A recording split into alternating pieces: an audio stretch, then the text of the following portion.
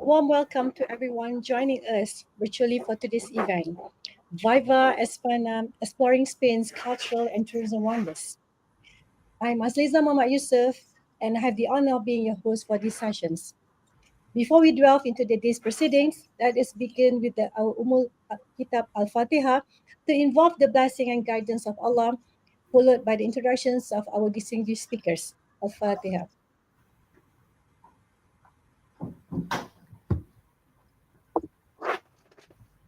Thank you for the solemn prayer. Ladies and gentlemen, esteemed guests and participants, a very good morning to all. We are honored to have with us today Mr. Akmal Adnan, the Head of Center of Studies at the Faculty of Hotel and Tourism Management, University Technology Mara. Mr. Akmal has been instrumental in fostering academic excellence and international collaboration within the faculty. His leadership continues to inspire both faculty members and students alike. Without further ado, please welcome Mr. Akmal Adnan to deliver the officiating speech and formally inaugurated our program. Please welcome Mr. Akmal Adnan. Hi, good morning everyone. Assalamualaikum warahmatullahi wabarakatuh. Salam sejahtera, salam Malaysia Mandari, salam Viva España. His Excellency José Luis Paulo Coelho, Ambassador of Spain to Malaysia, distinguished guests, beloved colleagues and dear students. It is both an honor for me and a privilege to stand before you this morning to officiate the launch of Viva España, exploring Spain's cultural and tourism wonders. This moment marks more than just the beginning of an event, but it reflects our collective aspiration to foster global understanding and academic excellence through meaningful international collaboration. We are deeply honored by the presence of His Excellency, the Ambassador of Spain to Malaysia. Sir, your participation today is a testament to the warm and enduring friendship between two countries. It also reflects not only our diplomatic goodwill, but a shared commitment to cultural exchange, mutual respect, and also educational enrichment. Ladies and gentlemen, the Viva España program held under the collaborative teaching of the subject of tourism and culture initiative. It is a proud example of how education can serve as a bridge between nations. By incorporating Spain's rich tradition, heritage, and dynamic tourism landscape into our curriculum, we empower our students to think beyond borders, culturally, intellectually, and professionally. This initiative is not merely about teaching only the content. It is about nurturing curiosity, cultivating intercultural sensitivity, and building global citizens who are ready to lead in the international tourism and hospitality arena. Ladies and gentlemen, as we embark on this enriching journey today, I encourage all of you, especially our students, to engage wholeheartedly. Learn not from Spain, but from Spain, from its stories, its people, its culture, its artistry, and its innovative tourism practices. Let this be more than just an event. Let it be a celebration of us to culture, to spark a dialogue and step towards a greater global cooperation in the realm of tourism education. With that, ladies and gentlemen, it is my great pleasure and honor to officially launch Viva España, exploring Spain's culture and tourism wonders this morning. I wish everyone a fruitful and inspiring experience. Muchas gracias. Wabillahi taufiq wal hidayah. Wassalamualaikum warahmatullahi wabarakatuh. Goodbye. Thank you, Mr. Akmal Adnan. Ladies and gentlemen, esteemed guests and participants, it is my distinct honor to introduce our distinguished speaker for today's sessions. His Excellency José Luis Pardo Cuerdo is Ambassador of Spain to Malaysia and Brunei, a position he has held since August 2022. Born on August 22, 1967 in Segovia, Spain, Ambassador Pardo Cuerdo has had a distinguished career in diplomacy. He holds a cycle of doctorate in law equivalent to PhD, a master's in advanced European legal studies from the College of Europe in Bruges, bachelor's of law from the University of Salamanca, and a Bachelor in Art History from Universidad Nacional de Educación a Distancia UNED, which translates to the National University of Distance Education. Fluent in 5 languages, he has demonstrated a profound commitment to international relations. Ambassador Pardo Curdo began his diplomatic career in 1993 and has served in various capacities, including Deputy Head of Mission at the Embassy of Spain in Tripoli, Libya from 1996 to 1999, Deputy Head of Mission at the Embassy of Spain in Amman, Jordan from 1999 to 2022. Sorry, from 1999 to 2002. Counselor for EU Affairs at the Embassy of Spain in Berlin, Germany from 2002 to 2005. Counselor for Euro-Mediterranean Affairs at the Ministry of Foreign Affairs in Madrid from 2005 to 2007. Deputy Director General for External Relations and EU Commercial Affairs from 2007 to 2014. Ambassador of Spain to Niger from 2014 to 2017, and Ambassador in Special Mission for Migration Affairs from 2017 to 2022. Throughout his illustrious career, Ambassador Pardo Curdo has been honored with several prestigious decorations, including Commander of the Order of Civil Merit from Spain, the equivalent of Panglima Jasa Negara, which is PGN in Malaysia, which carries the title Dato'. Knights of the Order of Isabella the Catholic from Spain, the Officer of the Order of Civil Merit in Spain, and Commander of the Order of Merit of Niger. In addition to his diplomatic achievement, he served as the honorary president of the Malaysian-Spanish Chambers of Commerce and Industry, La Camara, further strengthening the ties between Spain and Malaysia. We are privileged to have Ambassador Pardo Curdo with us today to share his insight on Spain's rich cultural heritage and vibrant tourism offerings. Dear audiences, if you have any questions, please type them into the chat box and we will address as many time permit during Q&A session or during His Excellency presentation. Please note that the question will be moderated to ensure relevance and clarity. Without further ado, please join me in welcoming His Excellency Jose Luis Pardo Curdo. Good morning, sir. Thank you very much. Good morning, terima kasih. Thank you very much for UTM for inviting us to this opportunity to explore my country and tourism in my country in Malaysia. It is a pleasure and honor for us. It is a proof that you have made of our extraordinarily good relations bilaterally between our two countries, Malaysia and Spain. And it's really a pleasure. It's a second pleasure just to continue working with UTM. I have on the Monday I will have a meeting with the new Director General of MARA, precisely to enlarge the cooperation we have with MARA. So it's really a pleasure for us. We have a lot of things to expose. So if you allow me, without further ado, I will begin with the presentation because there will lots of things and information that I wanted to transfer to you. Thank you very much for the team. I am surrounded by my team here too. They will help me to. I'm not very good at technology, so try to help me in the presentation. So really thank you very much again for this honor that you gave us in this opportunity. You have mentioned I will begin with the importance of tourism in Spain and the planning of the tourism in Spain very shortly, but in order for you to know all your students. So tourism in Spain is very important. We are the second biggest tourism country by destinations in the world. We received last year almost 94 million tourists in Spain. That is double our population. We have 49 million. 50 million inhabitants, and so we have received the double of our population of tourism last year.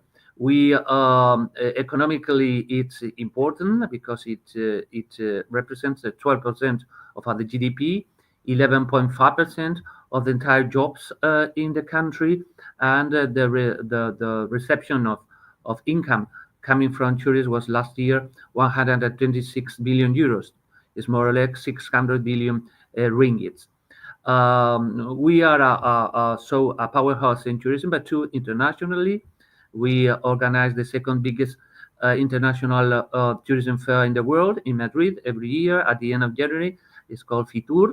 And in Madrid, too, is the headquarters of the United Nations Agency for Tourism. In Madrid has its headquarters. So uh, tourism for us is important. The profile of the tourism that we receive is 85% came from Europe and 50% came from the rest of the world.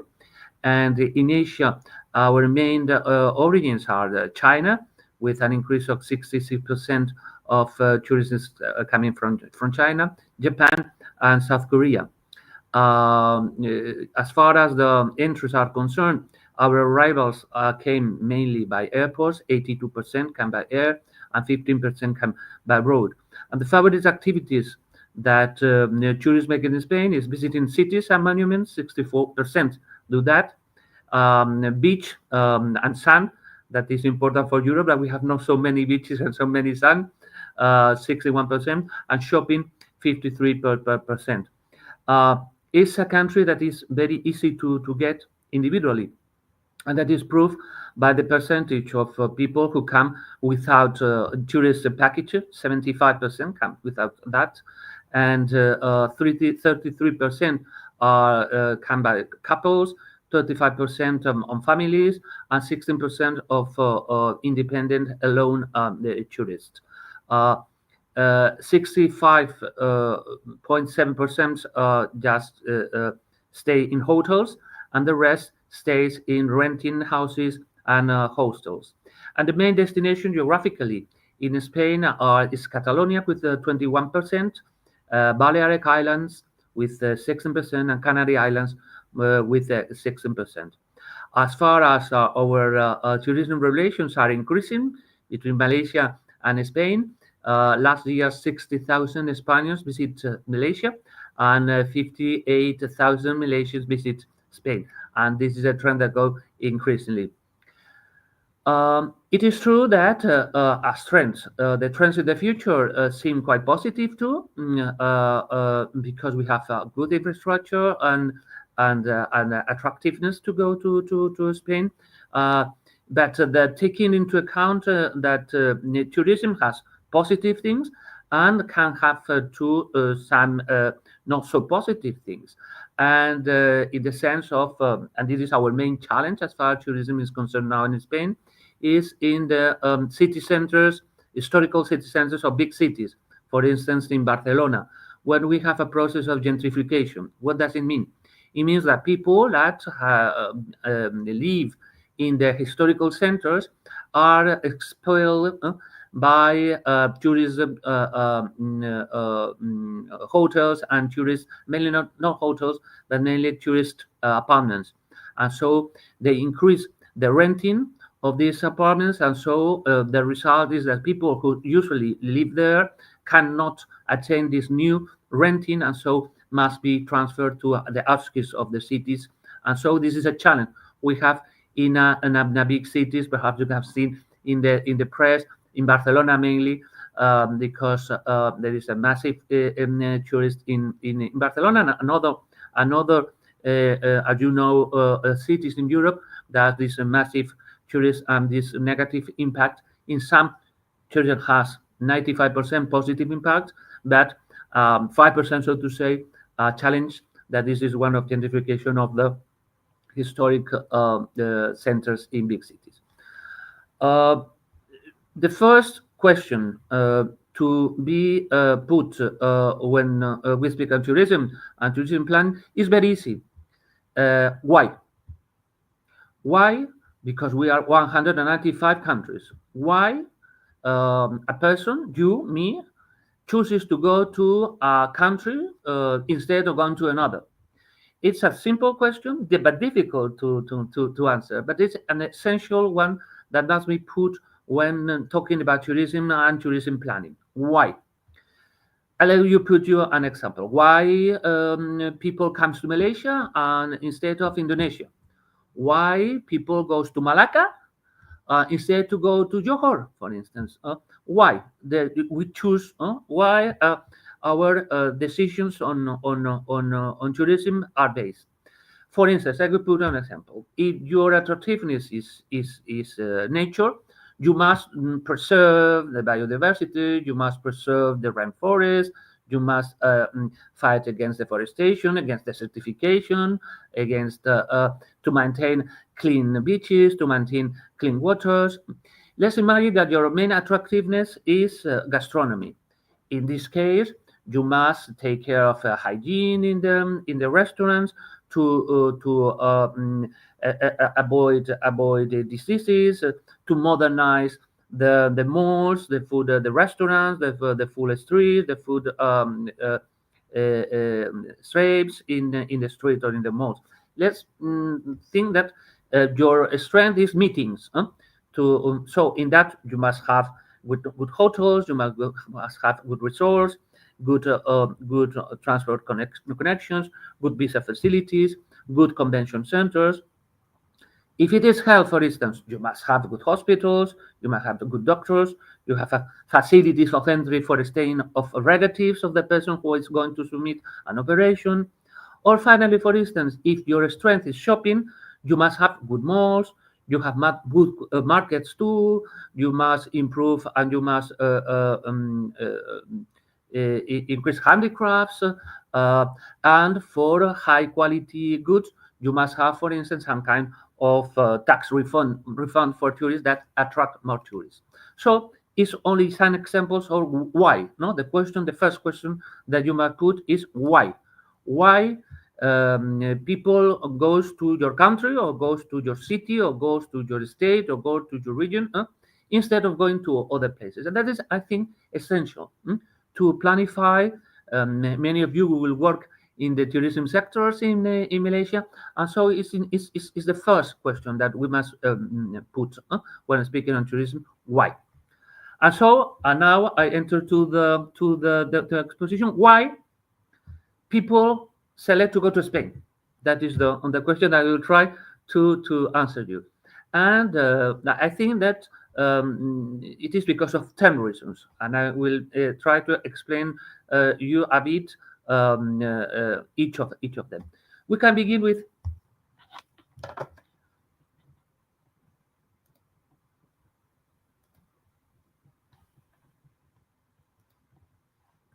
perfect. Thank you. We can begin with the first one, that is history. In the sense, I will be very brief. Spain is a European country, so we show the history of Europe, but we have to some specificities that make our country different from the rest of Europe. We are very close to Africa. It's only 14 kilometers. Separate southern Andalusia with Morocco. And we have been always we have been a peninsula. We have been always a bridge from Europe to Africa and Arab countries, and from Europe to Latin America, to America, because we discovered America in 1492. So, and that creates our history a bit different, same European and the rest of European countries, but at the same time different because of these elements. Through Europe, through Spain, has passed everybody in our history, and everyone has left his fingerprints in our history that makes what we are now. Spanish, what we are now, we have a heritage of all the people who have passed through our country, and each of them has established in Spain, has not only been passing but established in Spain, and the name of our country has changed accordingly with the peoples that live in it. The first name of the country was Iberia. That is the name of our aircraft carrier, the national carrier in Malaysia, Malaysian Airways. In Spanish, Iberia. That is the name that the Greeks put to Spain when they were here. Afterwards, the Romans, and they called us Hispania. That is the name that derives directly from Hispania to España in Spanish to Spain. When we have during our 7 centuries of Muslim common history, Spain was called Al-Andalus, and by our Jewish community, the Jews just live in Spain for many years, they call Spain Sepharad. So that means that our history is a bit different from the European one because of these specificities of our European element, but to our American and Latin American element, and our Muslim-related Arab countries relationship that we have historically extremely good and deep and close connections and relations with all Arab countries and in the Middle East. As you know, even Palestine too, we recognize the Palestine state. And so it is for us traditionally in our history. It's not nothing new. So very briefly, just to put some examples, some photos of this historical, travel to our history, because our country is his history too, and so it's important to have some notions of that. In our case, history is an attractiveness for tourism. I begin with prehistory, that we all have prehistory. I mean, the first men, persons, human beings, Homo sapiens in Spain is reported 1.2 million years before our area. An example of that is these photos, is the Altamira caves, and we have in Europe one of the most important collection of painting, of prehistoric painting in the world, and that is a human heritage, UNESCO human heritage, Altamira caves.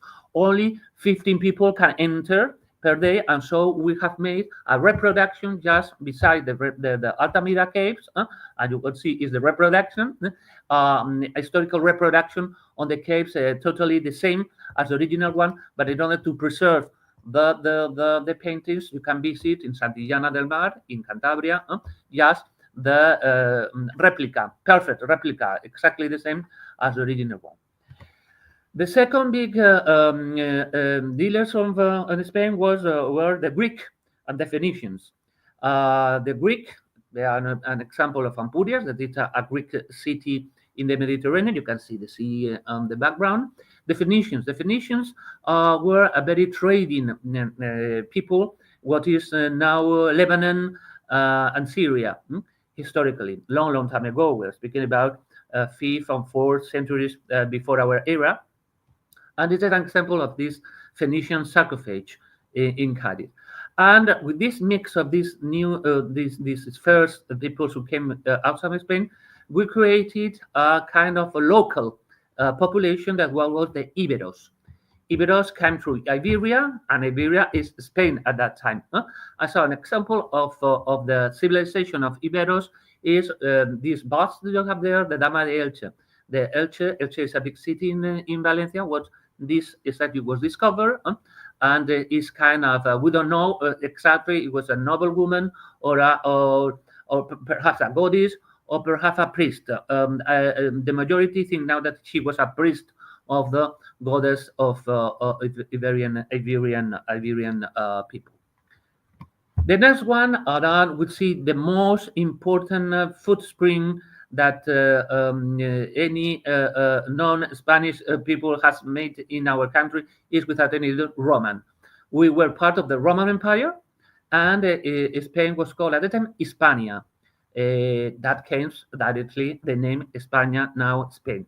And we were very, very influenced by the Roman Empire, to the extent that we were very close connected with the empire, and we even proposed some emperors, Roman emperors, were Spaniards, and we were some of the best emperors that Rome had. Trajano, and Adrian, that they were born in Italica, in Seville.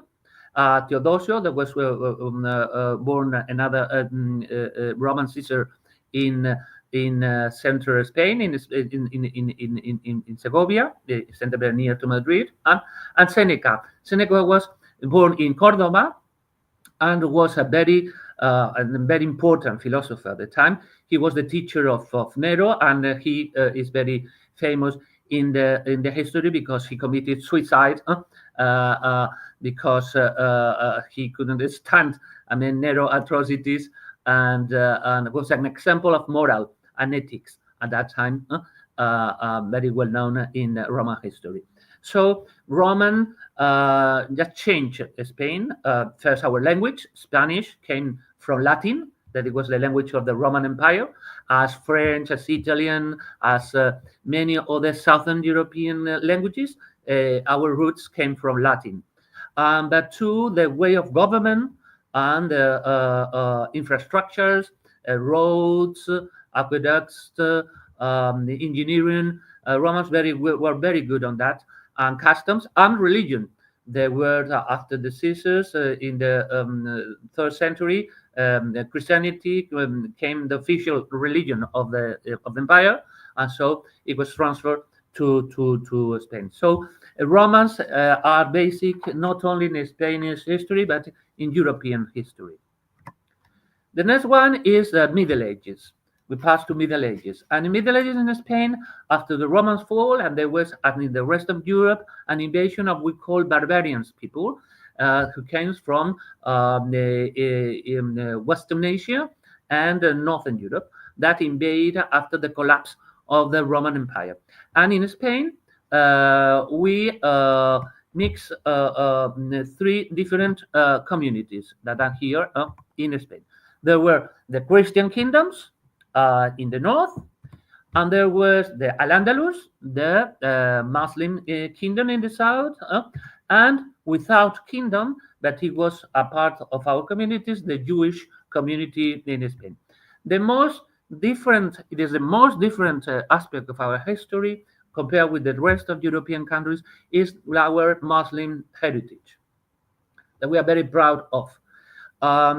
The Islam came to Spain through the north, through Gibraltar, in 711, and they were in Spain until 1492.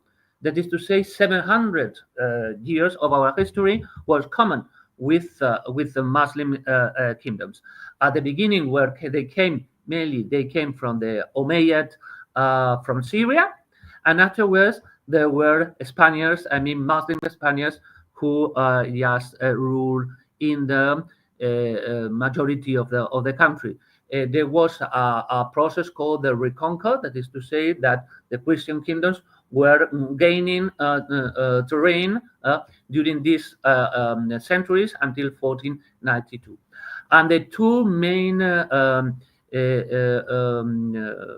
historical elements in Al-Andalus history, that is Spain, Muslim Spain history, was the independent Caliphate of Cordoba and the Nasrid Kingdom of Granada. The independent emirate of Cordoba was the 8th to his day was 8th to the 11th century. Cordoba was the third biggest capital in Europe after Istanbul and after Rome. So Cordoba had at that time 300,000 inhabitants, have more than a dozen of madrasas, universities, 1,000 of hammams, was a magnet and a cultural city, just envied by the rest of Europe, even from the rest of Christian kingdoms in Spain. And we will speak afterwards. Our jewel, without any doubt, is the mosque in Cordoba. And after the decline of Cordoba, one of the kingdoms that took the lead in Al-Andalus was the Nasrid kingdom in Granada, from to 1245 to 1492. And the jewel of that is the palace. It's well known, is UNESCO heritage, is the image really of Spain, that is the Alhambra, the Alhambra, that in Arabic means the Red Castle in Granada. We will speak afterwards on that. The fingerprint of our Muslim history, our Al-Andalus history in Spain is very, very deep. It's very deep because it was 700 years. And the Spanish Muslims of Al-Andalus contribute very much in what Spain was afterwards. For instance, look at the language. There are 4,000 words normally used in Spanish who came directly from Arabic. There are the toponyms, that to say the names of many cities and many mountains that came from Arabic. For instance, the capital, Madrid. Madrid came from Maharit. That meant in Arabic a place with a lot of water. Guadalquivir, Guadiana, Guadalquivir is the third biggest river in Spain, came with Guadalquivir, that means the big river. Uh, Andalusia is the name of the most populated region in Spain with 8 million people. Andalusia comes obviously directly from Al-Andalus. So there are a lot of names of toponyms that comes directly from Arabic.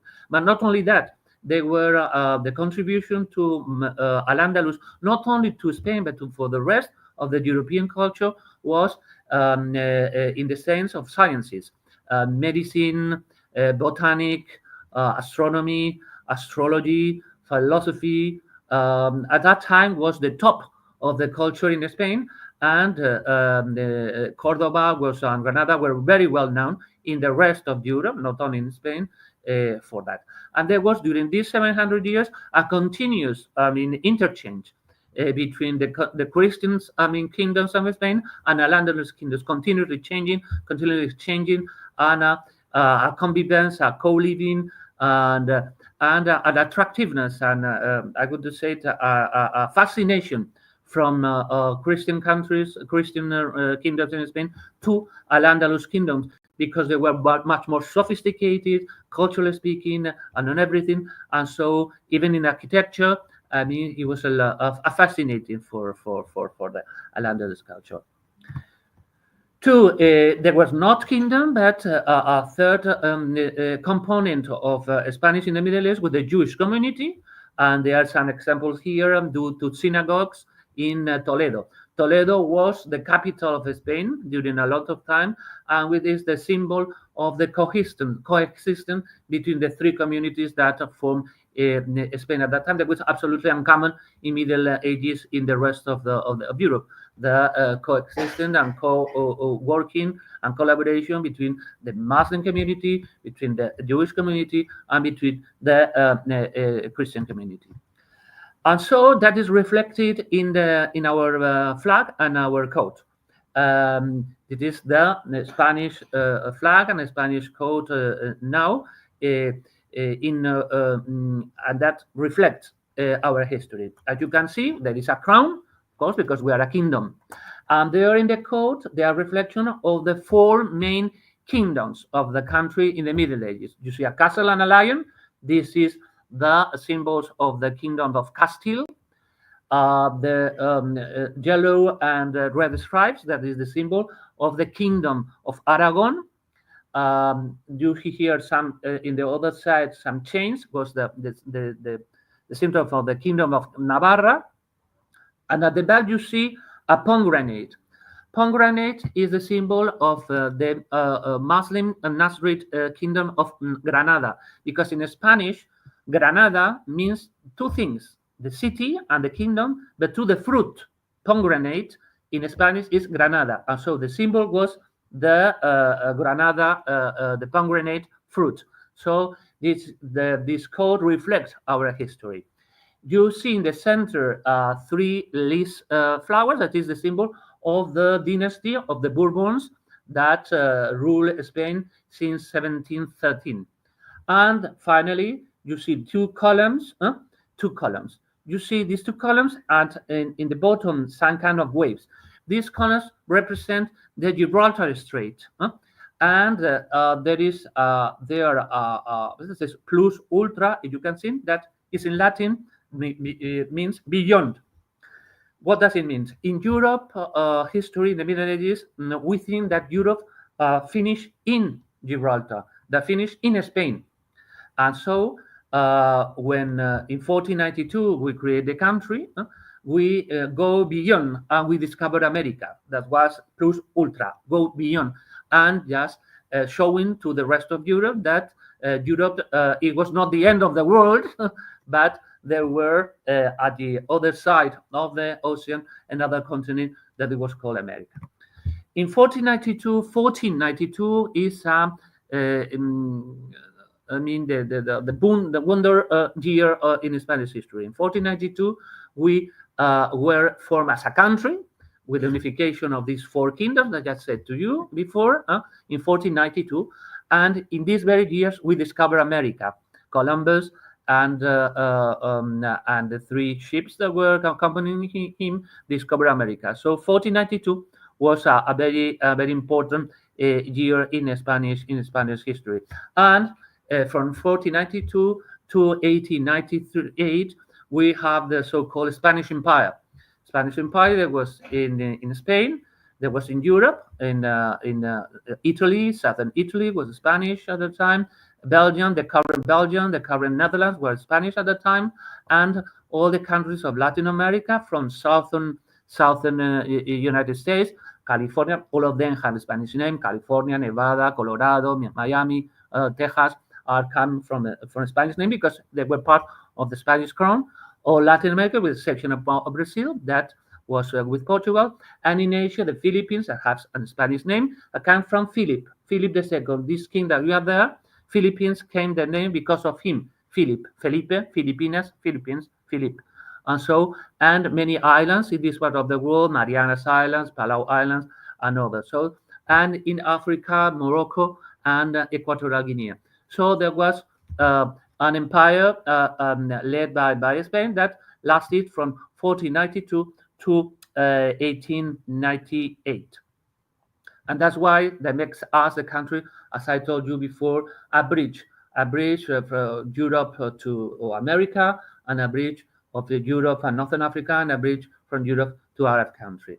Um, in the 20th century, Spain did not participate in the First World War and in the Second World War, but unfortunately, we were polluted by the climate of extreme ideologies and violence in Europe during the first half of the 20th century. And we have the Spanish Civil War from 1936 to 1939. This painting that you obviously you know because universal known, Guernica from Picasso, just represents the terrors or the horrors of a war, and it was reflect the bombardment during the Spanish Civil War of the vast city of Guernica by the Third Reich German allies to Franco side during our civil war. That was a tragedy and marked very deeply as it is marked the First and Second World War for the rest of Europe, our history during the 20th century. And after the war, that just like in the World War in Europe, just opposed communism versus fascism. One, the fascism side, and Francisco Franco he began a dictatorship from 1939 to 1975 and ruled the country. Of course, this regime evolved during the time and was just evolving and modernizing the economy. But as far as politically is concerned, there was no movement. There was movement and improvement, economic and industry. Spain was at the time the 11th most industrialized country in the world. Now we are the 14th. But politically speaking, was a very bad time because democracy was not there during this period. And and I finish with this historical travel to Spain. In 1978, we recovered democracy. The king there is just making the oath on the laws and on the constitution. We made the constitution of 1978. You have the constitution in 1957. Our constitution, democratic constitution, is 1978. And in 1985, we enter the European Union. And so that is a change, a tremendous change in our politics because European Union, we transfer sovereignty. And so it is 60% so far of our legislation come from the European Union common cooperation and integration. So that is a quick trip through our history. The second attraction for tourism in Spain is our geographical diversity.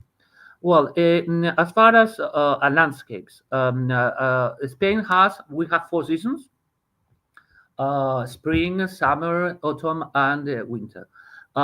The best seasons to visit Spain are the transit seasons, that to say spring and autumn.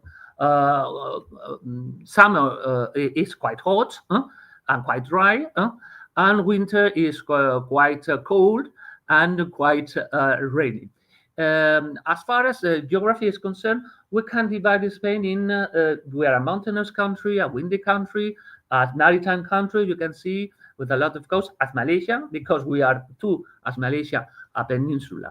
So we are surrounded by seas. So our tradition to navigate and to see further.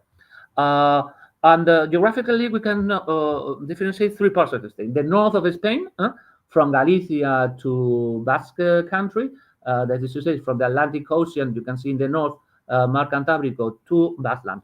This is the landscape is very green, mountains, and the climate is oceanic. That is to say, mild winters, mild summers, and rain, big of rain. But now with the climate change, the rain has decreased a bit, but it remains like that. The landscape is totally green. We could say that this is the northern third of the country.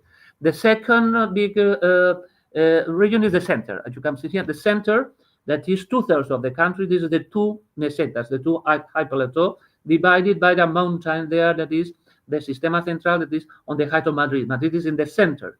It's in the center. It was decided to be the capital because it was in the center, in the very center of Spain. And so there is the northern meseta, the northern high plateau, and the southern meseta, the southern flat plateau. For instance, Don Quixote of La Mancha from Cervantes is the southern high plateau. And the climate and the landscape is mainly mountains and mainly plains.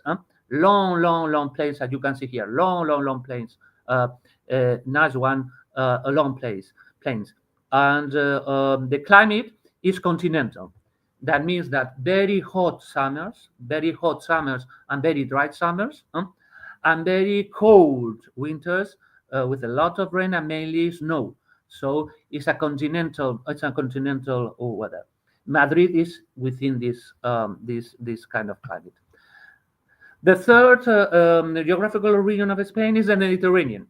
That is to say, all the Mediterranean coast is one third of the country, who goes from France to Portugal, to Gibraltar to Morocco. I mean, from Catalonia in the north to Valencia, Murcia, and Andalusia. So, and that is all the coast of the Mediterranean.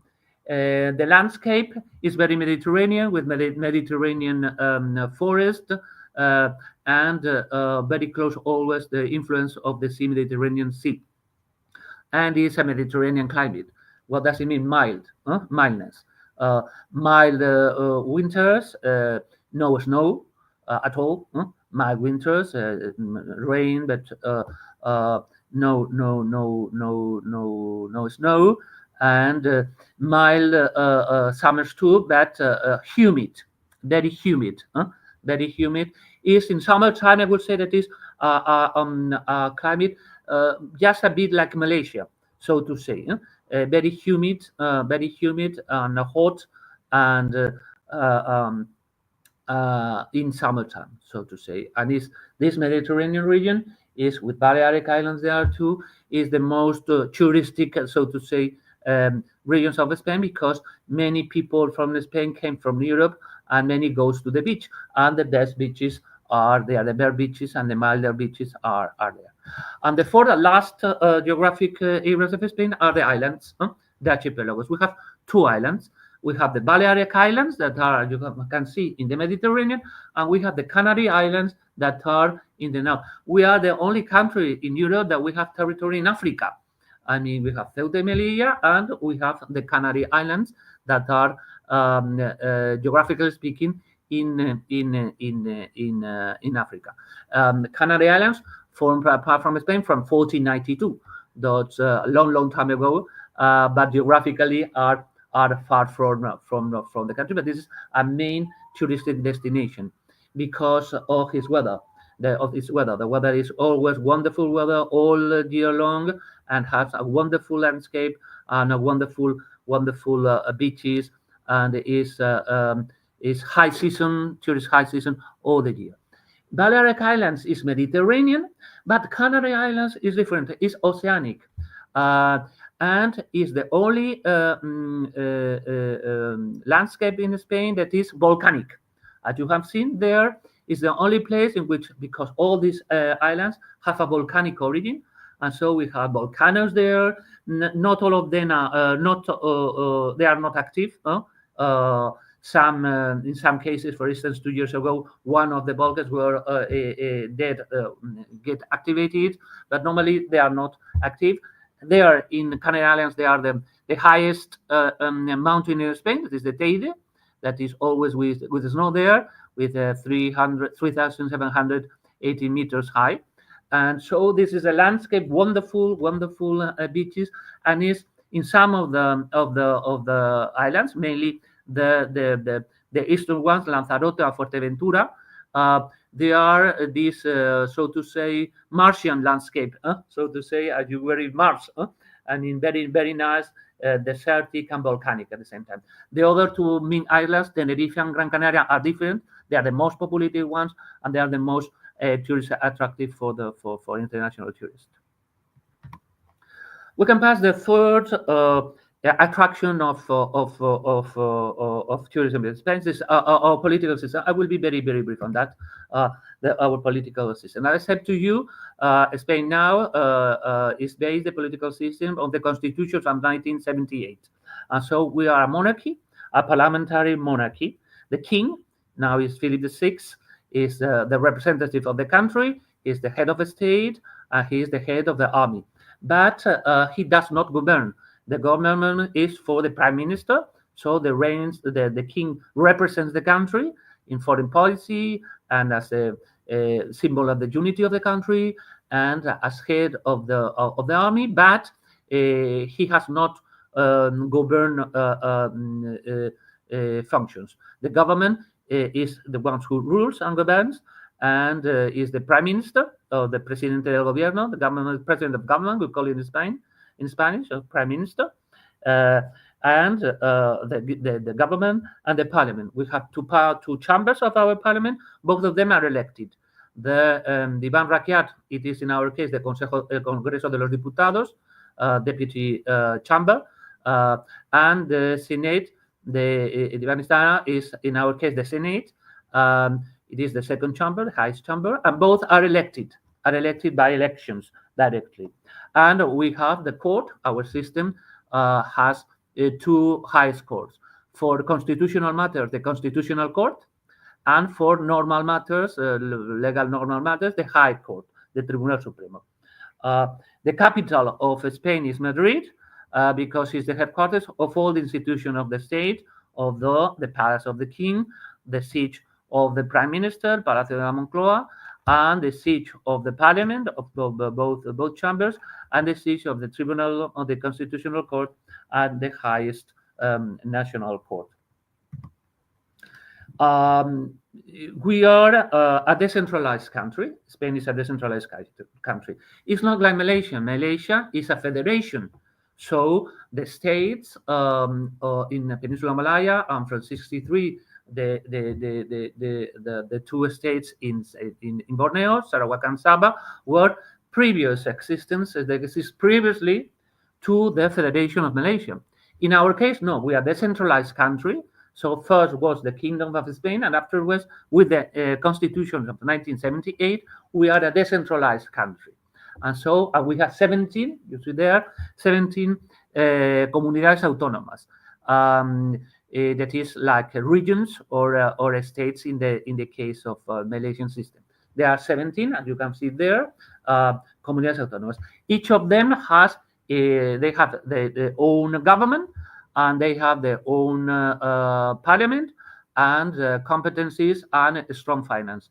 The distribution of competencies in Spain is complex, like in all decentralized countries, but regions have a lot of competencies. For instance, they have the competence of health, they have the competence of education, and they have a lot of competencies in that. And so, accordingly, they have big finance, they have big budgets, each of them. So all these governments are elected by elections each 4 years, and in some of them, as far as languages are concerned, Spanish is the official language of the country, and in some regions we have other languages that are co-official in that areas with Spanish. For instance, we have Galician that is spoken in Galicia, in the north west, Galicia there. So there is a language that's closest to Portuguese, that is Galician, and is co-official with in this region in Galicia with Spanish.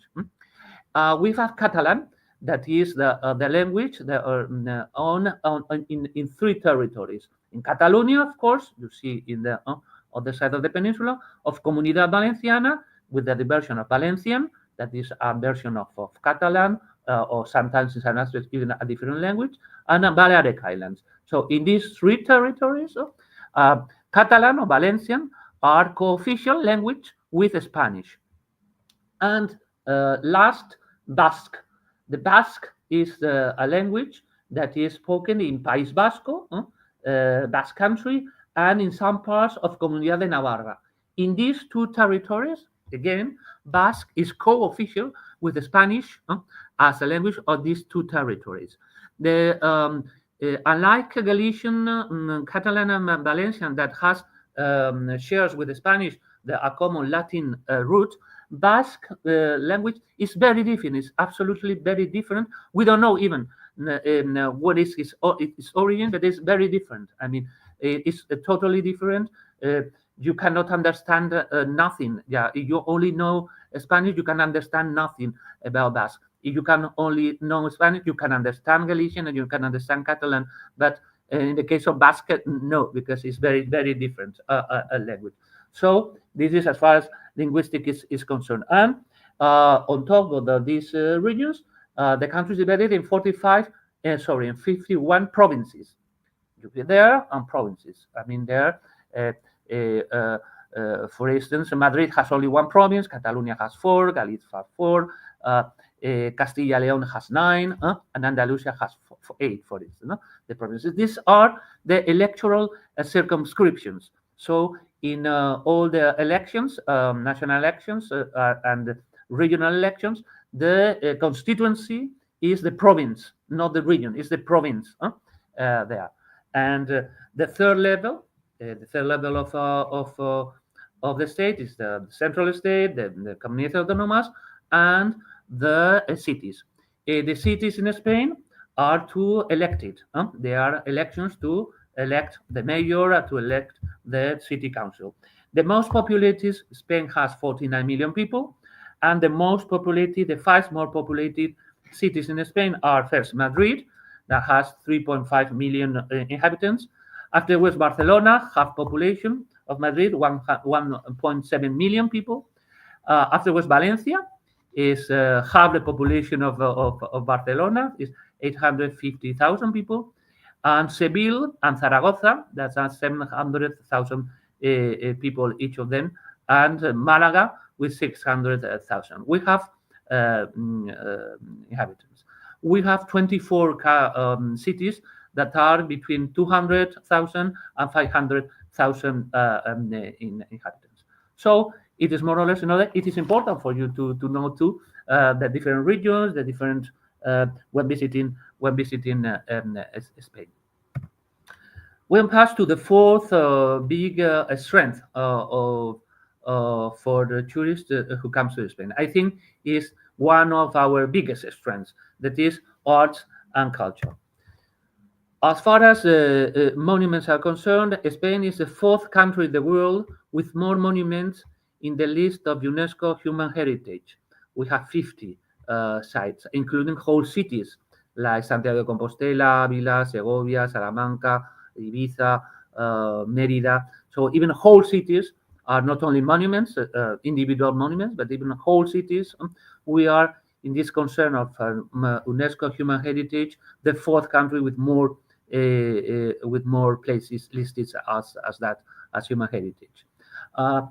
Let's begin with the monuments, so to say, to visit. I mean, first we go on the prehistory. I mean, I commented already on the Cuevas de Altamira, and There's the archaeological site of Atapuerca. Atapuerca, we have discovered the oldest human beings in Europe were there in Atapuerca, and we discovered by chance because you have seen in the middle was supposed to come a rail. So we discovered this archaeological site, and what it is, I repeat, the oldest uh, antecessor of Europeans in the prehistory history. These sites are, for instance, Yacimiento de Atapuerca, are not directly visitable, but there is a center of explanation just beside the monument. The same with Alta Cuevas de Altavia. I said to you, there is a replica exactly. I have visited it exactly, it's amazingly exactly with the same conditions, with the same, exactly the same, but a replica because they are very, very fragile, the paintings to absorb massive tourism. Romans, monuments of Roman epoch. Well, we have one of the most impressive aqueducts in the world. That is the one you see there in Segovia. Segovia is a very nice city. It's 90 kilometers from Madrid, and is a UNESCO. The city itself is a UNESCO human heritage. And one of these most well-known monuments is the Segovia aqueduct. There's another aqueduct in Tarragona. Aqueducts were made to transfer on the top of the bridge to transfer water. Uh, Drinking water from mountains to the city center. And so this one in Segovia is one of the best preserved aqueducts in the Roman Empire. We have Italica there, the amphitheater of Italica. I said to you that Italica is very close to Seville, 10 kilometers from Seville, and it is the hometown from, as I said to you, to the best, probably after Augustus, probably the best in Roman Caesars in the Roman Empire history. That was Trajan and Adrian. So they both of them they were Hispano-Romans, and they were born in Italica. And the theater of Merida was the capital of one of the provinces during the Roman Empire in Spain. There was the capital of Bética, and it has still a theater.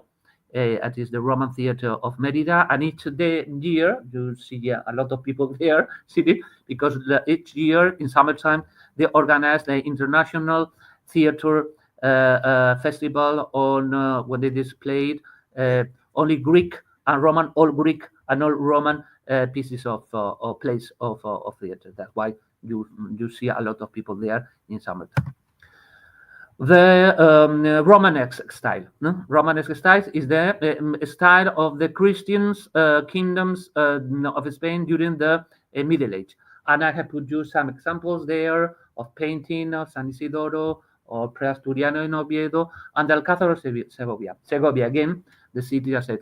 This Alcázar, this origins was Alcázar, even the name Alcázar comes from Alcázar, from Muslim times, but afterward was the siege of the Christian kingdom of Castile. And as you see, is a nice castle, and who inspired Walt Disney for doing the castle in Walt Disney World and in some films or of animation of Walt Disney. You see this kind of tower that inspired, or the inspiration of Walt Disney while he visited Spain in the 50s for the Walt Disney World castle. Islam and Al-Andalus. We are very proud of our Muslim heritage, and mainly as architecture is concerned, because we have the jewels. We have really jewels of Andalusian architecture in the world. And we are very proud of three main jewels in this treasure, in this jewel box, are without doubt the mosque in Cordoba. The mosque in Cordoba that is was because I said to you, the independent caliphate for Cordoba was founded by the the Umayyads from Syria that escaped from the decimation of the Abbasid, who came in the 6th, 7th century of our area from Iraq. And so they escaped, and one of them, Abdurrahman, came to Spain and founded in Al-Andalus, the independent Caliphate of Cordoba that lasted for 3 centuries and was an absolutely jewel, a beacon of culture and science in the world, in Europe at that time. So Averroes, Maimonides, so many scientists and rulers that enrich Cordoba. And the mosque is our jewel. I mean, it's incredible, nice, amazing. The mosque.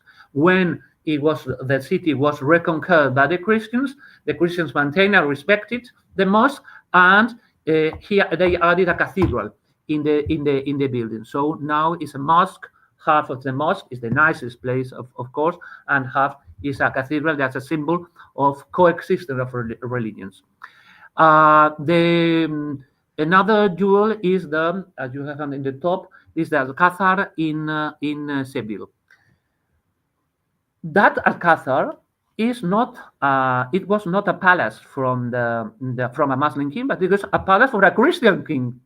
That he was very friend from the Sultan of Granada, and he asked to have architects and handicrafts to help him to build his palace in Seville.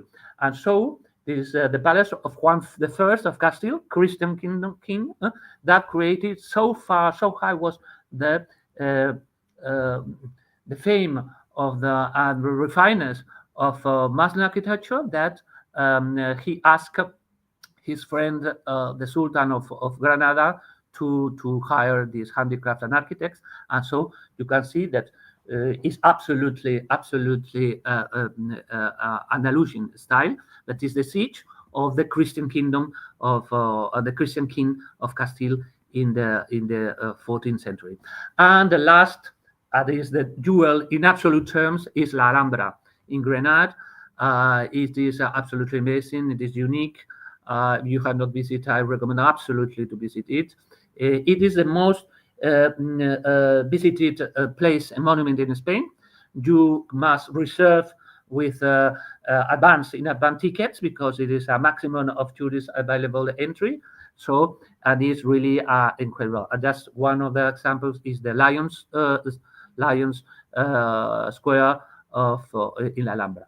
That is, there was the representation of the Muslim paradise, with the rivers in the center, with the four camps divided, the marble floor, and the surrounding that resembles, with the columns, very long one, resembles the palm trees in an Arabic desert. And the Renaissance, that is in the Christian kingdoms during the Renaissance, 15th century. You put two 10 examples there, and of what it is. The last on the top you see on the right. This is El Escorial. This is a UNESCO human heritage. It was the palace of Philip II, and it was called at the time the 11th marble of the world. I mean, it's close to Madrid, 80 kilometers, 50 kilometers from Madrid. The Gothic style, and it is his best expression are the cathedrals. And we have many cathedrals. It's the typical European Gothic style. We have very good cathedrals. All of them, the ones I have put you here, are UNESCO human heritage. Toledo, Burgos, León, Salamanca, Segovia, and many others. We have only put you here some of the cathedrals. They are very nice outside, but too inside. The Baroque style. The Baroque style.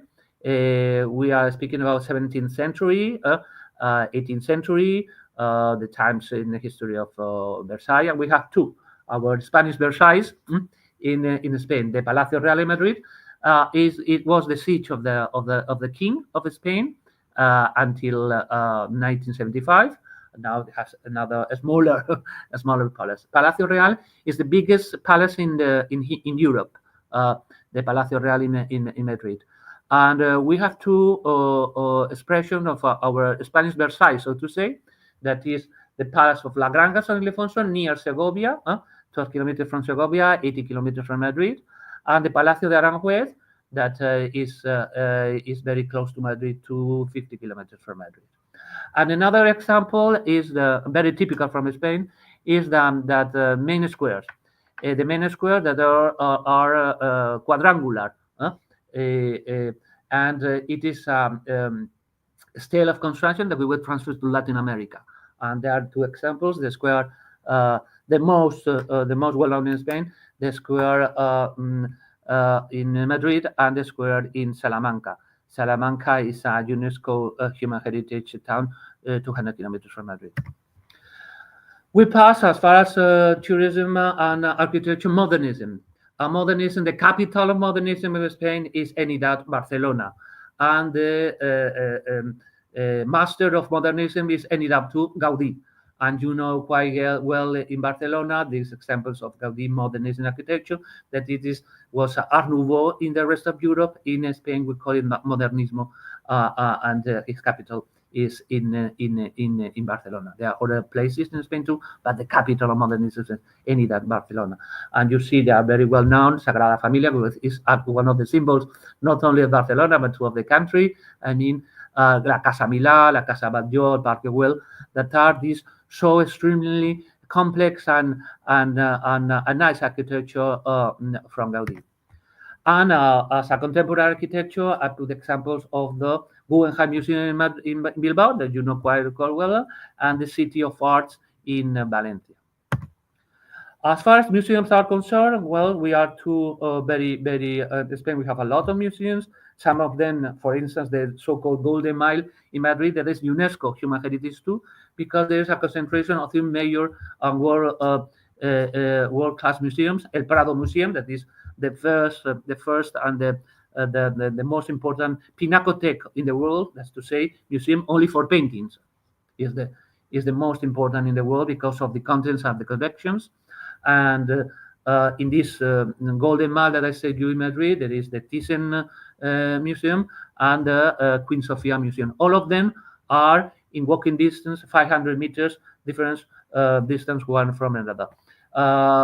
Painters of Spain that you know, Velázquez, Las Meninas, Goya, Sorolla, and contemporary Dalí, Miro, and Picasso. They are flagships not only of Spanish art but of world art. This is the entry of Museo del Prado with the statue of Velázquez on the entry, and it is the Museum of Art of Catalonia in Montjuic Hill in Barcelona. Such an examples of the very good museums we have in Spain. And tips on as you go to tourism in Spain and on monuments and museums. Please take note that Monday is closed. Normally, Monday is closed in museums and monuments. You must take into account too that many attractions are free, and you can save. Others are paying, and even the pains, you can always have 2 hours, the two last opening hours that are free entry. So you can save a lot of money if you just visit this museum, for instance, Prado Museum, Museum of Reina Sofia. The palace is there. The 2 last hours are free.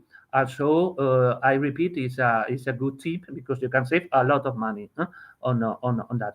Of course, there are discounts for minor people, and there are packages, and in museums and in cinemas, for instance, and in theaters.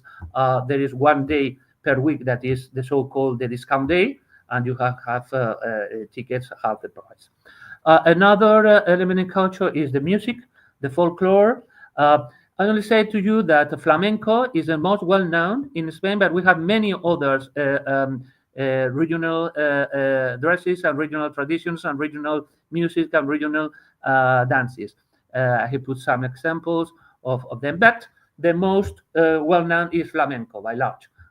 Is more in Andalusia, but is our national dress and our national folklore and dancing, because just resemble very well the passion that Spaniards have and Spain has, even with the different in between among the regions, but that epitomize very well our speech flamenco.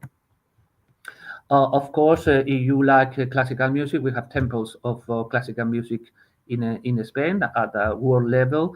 In opera, we have the Teatro Real in Madrid, the Liceo in Barcelona, and this wonderful Palau de la Música Catalana in Barcelona. So they are, if you love music, really any kind of music, Spain is a destination because too we are very famous of for organizing contemporary big, pop and rock and whatever music festivals, Sonar in Barcelona, in Alicante, and it is well known in Ibiza during the summertime. This big, massive music festival. Another very well-known activity in Spain is sport. You know football. I do not elaborate on football because you all know Barcelona, Real Madrid, La Liga. We are very good at sports. The visit to the stadiums is a must for the tourists that go to Spain, to Madrid or Barcelona to visit the Santiago Bernabeu and Camp Nou is a must to visit that. But we are very good at sports. Even in badminton, Carolina Marin there. Badminton is not so we are not so good as you here in Malaysia, but we have Carolina Marin is our best badminton player. Formula One, tennis, Nadal, now Carlos Alcaraz. We organize each year a Formula One, two or three MotoGPs, and the Barcelona and Madrid international tennis tournaments. Language. The language is too unattractive. Tourists attractive to go to Spain because, well, as you know, Spanish is the second largest language in the world. 600 million people has Spanish as mother tongue, and more than 1 billion has as a secondary. So Spanish language is important. I mean, it is the language, official language of 21 countries. We are not. The Spanish is not the language of Spain. The Spanish is the language of the community of Spanish-speaking countries. And we are not the biggest country speaking Spanish. The first one is Mexico, with more than 100 million people. The second one is United States, where are more than 55 million people having Spanish as mother tongue. And only the third, we are with Colombia and us, 49 million people. I mean, so Spanish is not the language of Spain. It doesn't own to us, but it's the language of all the countries, 21, that have Spanish as official language. Our main writer, as you know, is Miguel de Cervantes, and his best novel was Don Quixote de la Mancha, that it was translated to almost every language in the world, and that is very popular. If you have seen, for instance, you go here in Kuala Lumpur to the Japanese supermarkets, Donkey Donkey, was Donkey Donkey come from Don Quixote. Don Quixote is donkey. So in this Japanese supermarket, a very popular one that I'm sure you know. So donkey comes from Don Quixote. And the two main universities, we have many, but more traditional for the Spanish languages courses, even summer courses for taking the DELE, the Diploma de Español como Lengua Extranjera. This is the official diploma of Spanish. Are Salamanca. Salamanca is the third oldest university in Spain. It was founded in 1218, and Alcalá de Henares, that is the siege and the hometown of Miguel de Cervantes. Let's pass to the fifth attractiveness of Spain. It is nature. Nature, we are a world leader, as I have said to you, 56% of the people who are in Spain, on the whole of activities that they do, they pass sometimes in beaches. We have a lot of beaches because we have a lot of coast, and we are a world leader in Blue Flags Awards. That is to say, that is an international award that certifies the quality of water, the quality of beaches, the cleanness of them, etc., etc. Well, we have 642 beaches that have blue flags, and so we are world leader in that. On top, our beaches are like in some parts of Europe. Our beaches are all of them are sandy beaches, and all of them are free of charge. There is in Europe some countries where you must pay for the entire beach. In Spain, not all of them are free of charge. Of course, it depends the quality of the temperature of the water. In the north, the temperature is a bit cooler. In the Mediterranean, is warmer. And I have put some examples of the beaches we have in the north. San Sebastian is very well known, La Concha, and in Balearic Islands. I mean, we have many beaches, so it is impossible to show many of them. But yes, that's as a sample.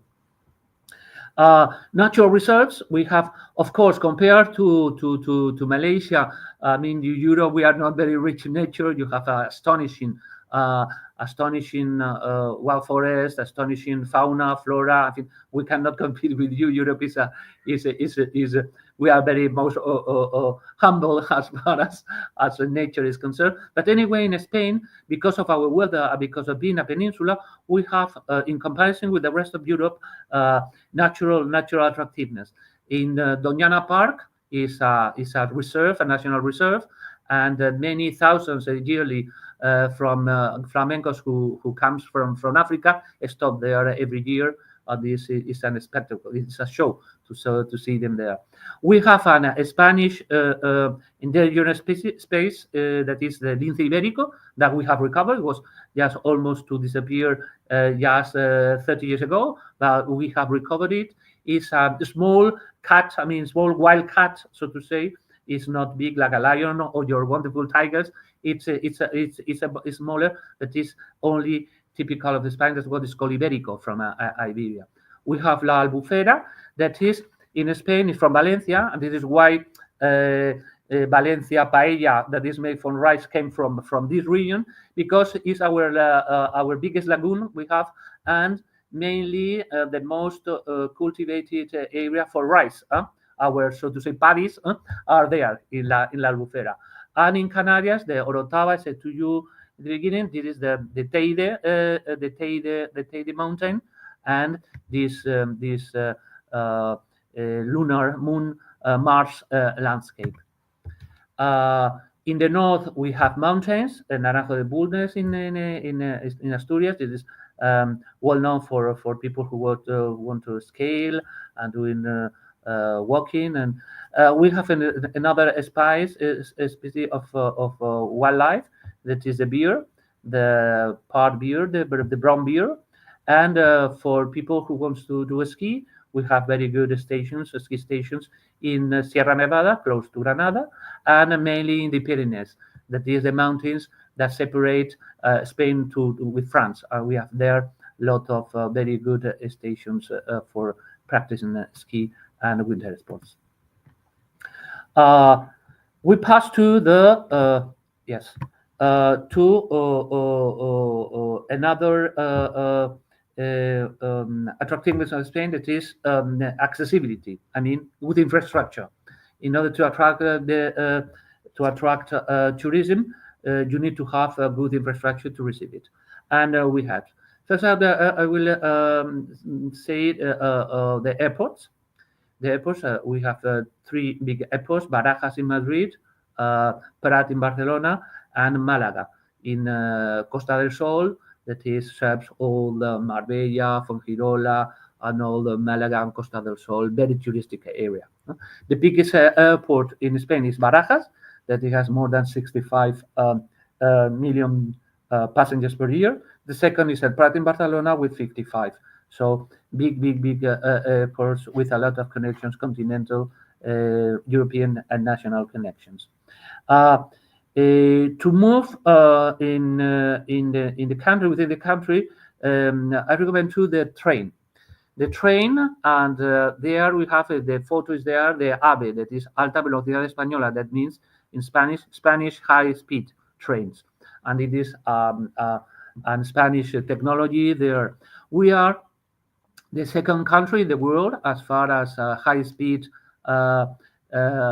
connections are concerned, after China. And you can be from Madrid to Barcelona in 2.5 hours. There's connections to La Coruña and to northern, to Galicia, and to the south. You can go to Seville, to Cordoba, to Granada, to Malaga, and to Valencia with high-speed trains. Very popular, I will say the most popular way of moving in Spain is the bus. is the bus. It's very convenient. It's very efficient, and it has a much more connections than the train. I mean, in each capital or city or village, there is a bus station, and it's very easy to use it and very convenient. Another options that I recommend very much to you is renting a car. Renting a car, the structure of the road network in Spain is very good. We have a lot of highways, a lot of autovías. The difference between them is that in the highways you must pay toll, in the autovías is free. And the rest of the secondary roads are good. So I recommend very much that a lot of Malaysian tourists go to Spain and rent a car because it's very convenient. You can stop wherever you want, whenever you want, and connections are very good, are very safe. So it's a very I recommend you to do. That is uh, as far as transport national level. On the cities, in the big cities, the means of transportation has underground, your MRT, LRT here, and buses. And in the main, Madrid has one of the biggest underground networks in the world, with more than almost 200 stations. And Barcelona has two, are more limited, but has two, a very good underground. It's not only Barcelona, Valencia, Seville, Bilbao have, Zaragoza have two underground. So I mean, the biggest cities have underground and bus. Tips to save money in Spain for you go to tourist in Spain. Tips to save money as far as transferring concerned. Return tickets. In Spain, like here in Malaysia, return tickets are much cheaper. That only one way. So you can save a lot of money if you buy return tickets. And in big cities, there are a lot of intermodal tickets for internal transportation that combines is the same ticket to bus, underground, and very convenient. Very convenient, mainly in Madrid and Barcelona. Very good. And if you plan to stay in these cities 2 3 days or even more, I recommend absolutely to buy it because it's a lot of money that you can save with that. If your stay is longer, I recommend to acquire a bono that is for 2 3 weeks onwards. That in this case you can even save more uh, on these tips for moving, let's just say for mobility in the country. As far as infrastructure, we have very good infrastructure, not only transport, but too on accommodation and hospitality, with high quality hotels of a range of prices. We have hotels, pensions, apartments, and we have the photos are about one thing that is we have only in Spain in Europe, that is the network that we call Paradores de Turismo.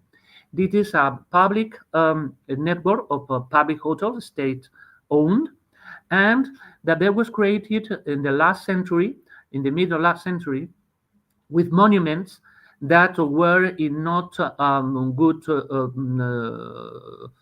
situation, and we restore them, and we convert it into high quality, top quality hotels. It is unique because all of them are in historical buildings, and very historical buildings, all in breathtaking and in landscape. I put you some examples. There are many of them. The Parador de León, for instance, and the Parador de los Reyes Católicos in Santiago de Compostela, the Castillo de Olite. So you can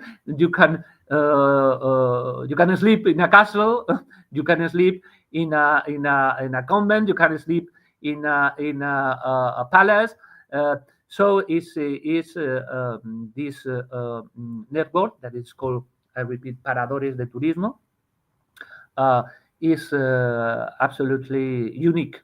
I mean, experience in Europe.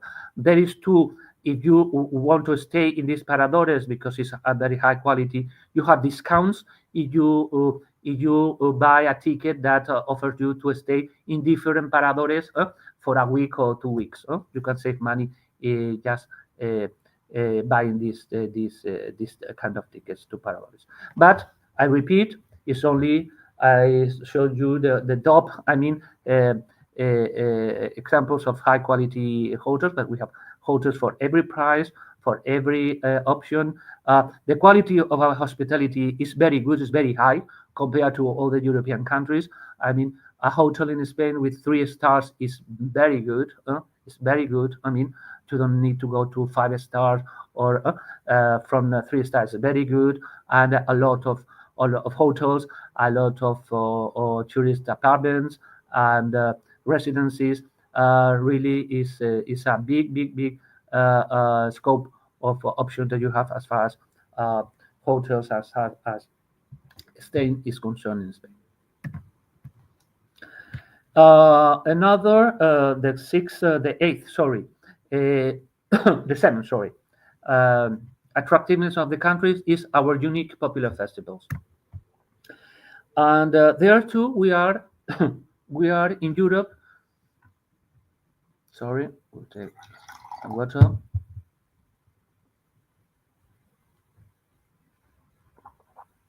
We are the first country in Europe by number of UNESCO immaterial human heritage. Um, uh, because we have a lot of popular festivals and popular customs. I show you first the ones that are, because touristically speaking, in Spain we have a ranking and official ranking to qualify these festivals of international interest or national interest or regional interest. I mean, we made a classification, so to say, of these festivals according to its importance. I will show you some of the international interest, I mean, the top I mean, festivals or traditions in Spain. The first one is the Fallas de Valencia. Fallas de Valencia is a tradition that, as you can see, Valencia is the capital of the Valencian community in the Mediterranean. It's the third most populated city in Spain. And what is about the Fallas in Valencia? Well, the Fallas in Valencia is every year just are the festivities of San Joseph, and the festival is about building these monuments that are ephemeral monuments and that are burned, go to flames one night, then la nit de la crema, that is called in Valencian. And so all of them are burned one day, the very same night. Is very impressive. It's impressive because all year long they are building all the things only to be burned in one night at the same time. They're in the center of the city. If you can imagine, the fire keeps are surrounded in order to avoid any problem of the burning of the fires. The second is Las Corridas de Toros, the bullfighting. Bullfighting is a UNESCO human heritage, as is a tradition in Spain since centuries. In the Middle Ages. It had changed the form. And I see there, sorry, some examples. That's the toro. The main of the bullfighting is the bull. This bull that we have in Spain is a special race that is only for fighting. There is a bull that it's not for meat or is not for agricultural exploitation, but it's only for fighting because they are very vicious. They are very brave, and you cannot take them for other aims. And that the bull, yes, as you can see there in the camps, they live totally outdoor. They live. They are very cared at, and uh, because to grow up this bull is very expensive. Uh, and well, this is a kind of Afghan spice that probably without having bullfighting they would have disappeared because they are not useful for meat or for other reasons. The bullfighting is made in Plaza de Toros, and there you can see one of the biggest, the most important Plaza de Toros in the world. That is the Plaza de las Ventas in Madrid.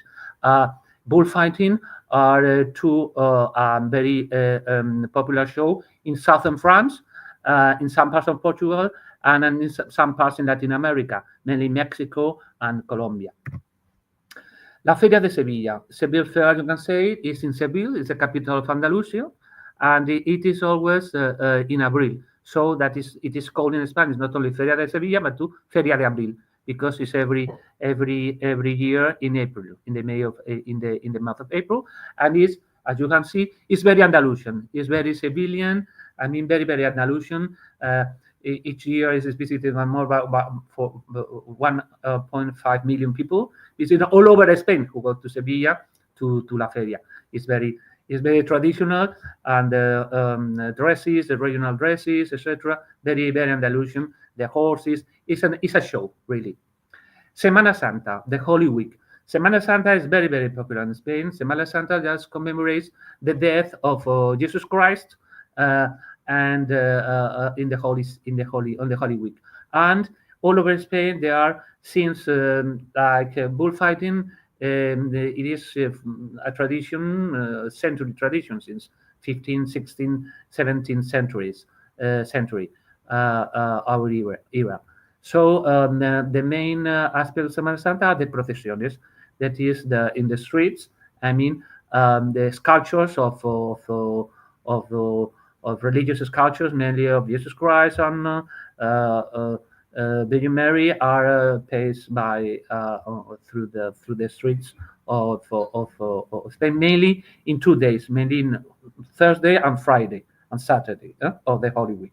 And it is very famous. The quality of these sculptures are all the sculptures, antique sculptures mainly from the 16th and 17th century, and normally are within the churches, and only in Semana Santa called the procession. Of course, if it rains, they are cancelled, and but it is very popular in Spain, and massive attractiveness, tourism attractiveness too, religious, but mainly to tourism attraction. I mean, mainly in Andalusia and in Castile Leon, Valladolid, Zamora, in Castile Leon, and Malaga and Seville in Andalusia are the main focus. Another fair is the carnival. The carnival that is very popular too in the rest of the world and the rest of Europe mainly. And we have two very famous carnival festivals that are the one in Tenerife Islands and Canary Island. In Gran Canaria Island, sorry, in Canary Islands. That is more Brazilian oriented carnival. Why? Because of that time the weather in Canary Islands are very and islands, as I said to you, and it's very wild all year long. And so this is the Brazilian type, so to say, carnival. And the Cádiz in Andalusia, that is a different way of carnival. It's more music, and it's more it's another kind of carnival, not so much in the streets. Another festival is the Castellers, or the human castles, that is the tradition of Catalonia.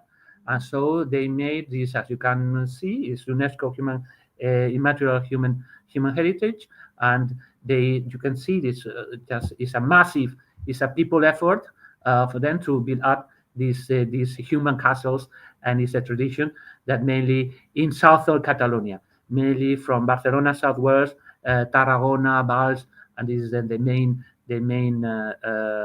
tradition of castles and the equipment that are called collas in these cities. There's another photo there of the Carnival of Cádiz. You see the different Carnival of Cádiz, mainly indoor, and the Carnival of Tenerife and Gran Canaria are outdoor. Another very well known, San Fermines. San Fermines in Pamplona. That is every month in July. 7th July is San Fermin, and it's just running with the bulls. These bulls are brave bulls, so they are very dangerous to do that. It's very dangerous. There are sometimes that they are injure people, and very dangerous. And because they are the bulls that they are going to do the bullfighting that very afternoon.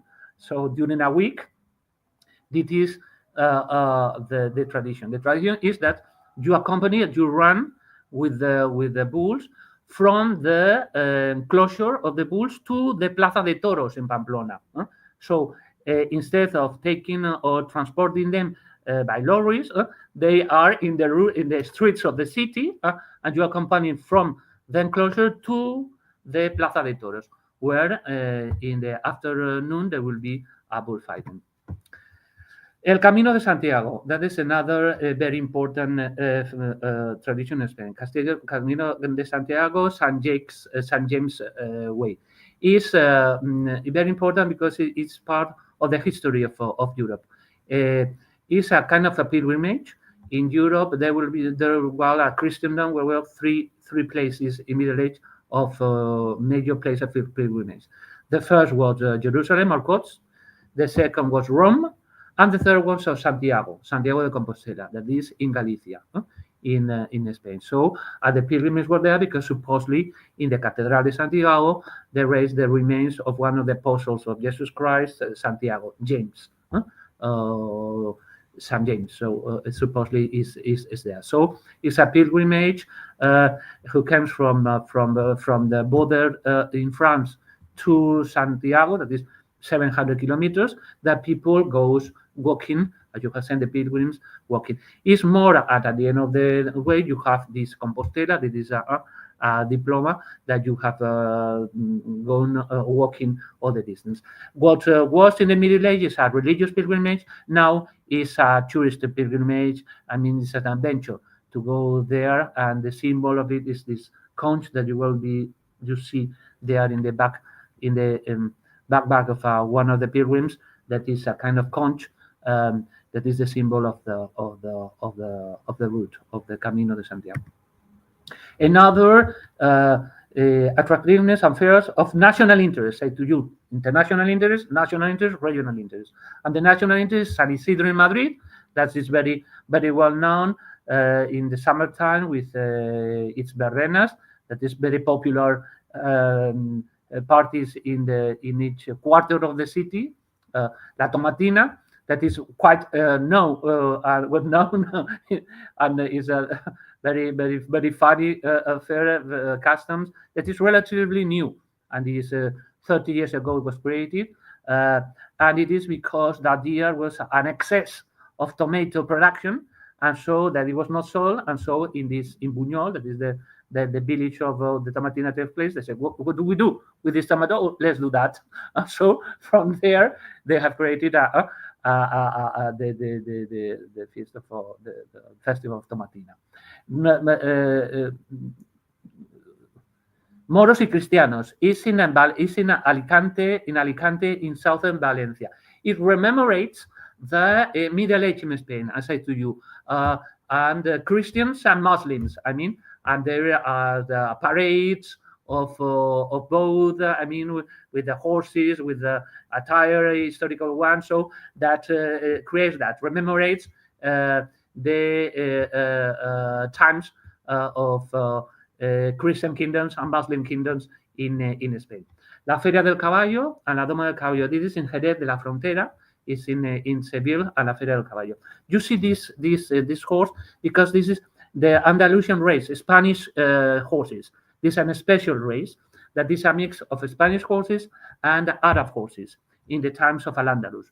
And so this is a very specific and a special kind of horse. It's very sensitive, it's very nervous, is the kind of horse that you see in Velázquez paintings, for instance, but it's very good for taming, very good for shows. I mean, it's not good for not so good for running, but it's good for taming, for doing this kind of things. It's tough to tame because it's nervous. I repeat, it's nervous, but it's extremely intelligent. And so this is a really, if you go to Jerez, I recommend you very much to do it. Mainly in that the last edition, this is a show that is in the Royal Cavalry Institute of Jerez de la Frontera in Cádiz, near Cádiz and near Seville. Another fairs, the Hoguera de San Juan in June. That we made fire sites in all over Spain, from north to south. La Tamborrada in San Sebastián, in the great week of San Sebastián in the north, that resembles, reminds the wars against France that we have in the 18th century against the Napoleon wars, Spanish, French Napoleon wars in Spain in the 18th century. But now it's tamborrada. Tamborrada comes from tambor, that it's trumpet. I mean, that is very, very, very, very nice to see. Okay, so we can pass to the one of the last slides. We have the custom and habits in Spain. Well, as far as Spain is very rich of different traditions, it is not a multicultural country like Malaysia. We have not different races or different religions or different ethnics. No, in Spain we have no that. We are not a multicultural country as Malaysia is, but we have a lot of cultural differences or different traditions, mainly all over the country. You see here Valencia, Asturias, Madrid, Aragon, Canarias, and Seville, and Andalusia. As always, Andalusian, the last two ones are the more recognizable as Spanish. I mean, because they epitomize our collective aim. But just to say to you that we are very diverse in this sense of traditions and customs, but we are not a multi-ethnic country and a multicultural country. So Andalusian, as you have seen here, the last one is the most well-known. I mean, this is traditional dresses, mainly in the Feria de Abril. Everybody, girls and boys, just dress like that. And the previous one, as you see, is the typical arrangement for Semana Santa, for ladies, and is the Spanish attire for women in Semana Santa. They are all black because in Christianity, unlike in Islam, the color of grief is black, not white. It's black, and so in Semana Santa, as I said to you, was the commemoration of the death of the Jesus Christ, and so it's a sign of mourn that the color is black. There is tradition of weddings in Spain. There are weddings in Spain. As far as religion in Spain, mainly it's a very secular country, Spain, but well, the majority are Christians and Catholics, and we have Muslims, of course, we have Jews, but we have very few Buddhists. The majority is either secularism, no religion, or Christians, and if Christians, Catholics. And so the weddings, the Catholic wedding, is very Western. We share with the rest of Europe or with the rest of other countries, Australia, States, etc. The same scheme for the wedding. But in Spain, we have some differences. And one of the differences is that when the bride and the groom just get out from the church. By the way, the bride must come to the church always with delay. Always with delay in order to put nervous to the groom. I mean, so nobody expects for the bride to come on time. No, must be 10 minutes minimum, 10 minutes of delay to come to the ceremony. And so at the end, when they get out from the church, they are some good confetti that mainly in Spain are flowers or rice. It's a symbol of goodwill for the just married. There is in the ceremony there are two moments especially important. That is to put the rings from one hand of the groom to the hand of the bride, and the arras. The arras is a kind of golden coins that they are transferred from hand to hand between the groom and the bride, as symbolizing that my wealth is your wealth is my wealth. We are now not two different persons, but we are a community of two, a couple, and your wealth, your pains, your sufferings, your joys, your sorrows are mine too. That is the symbol.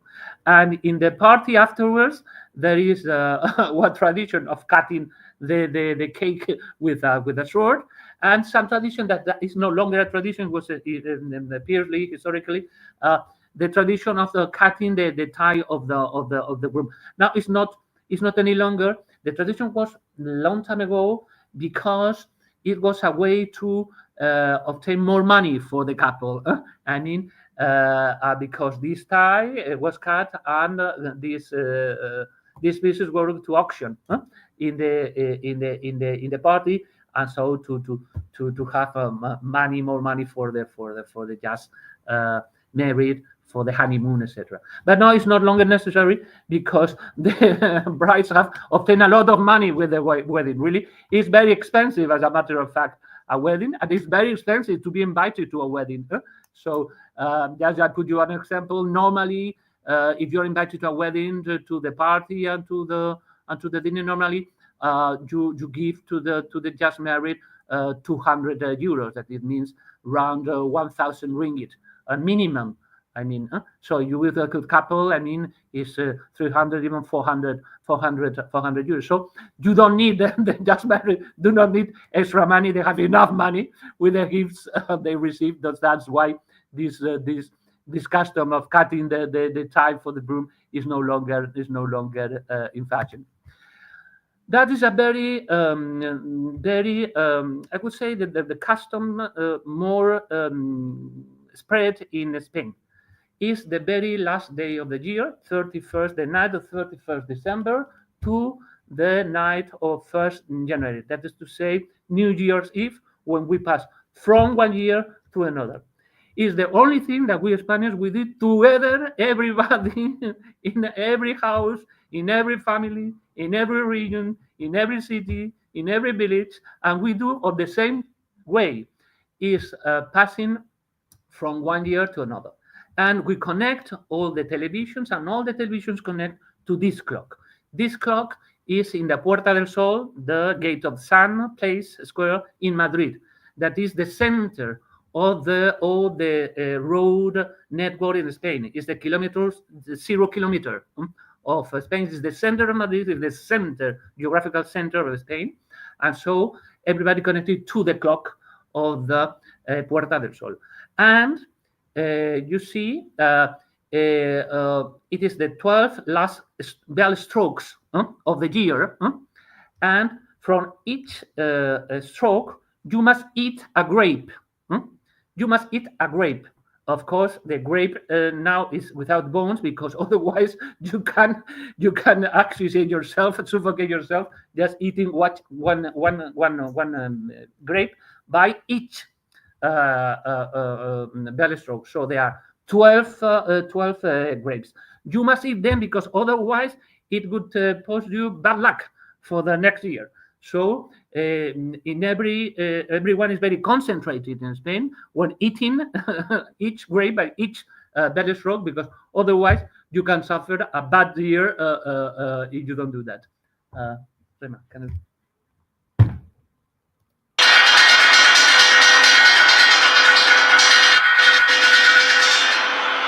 ¡Muertos!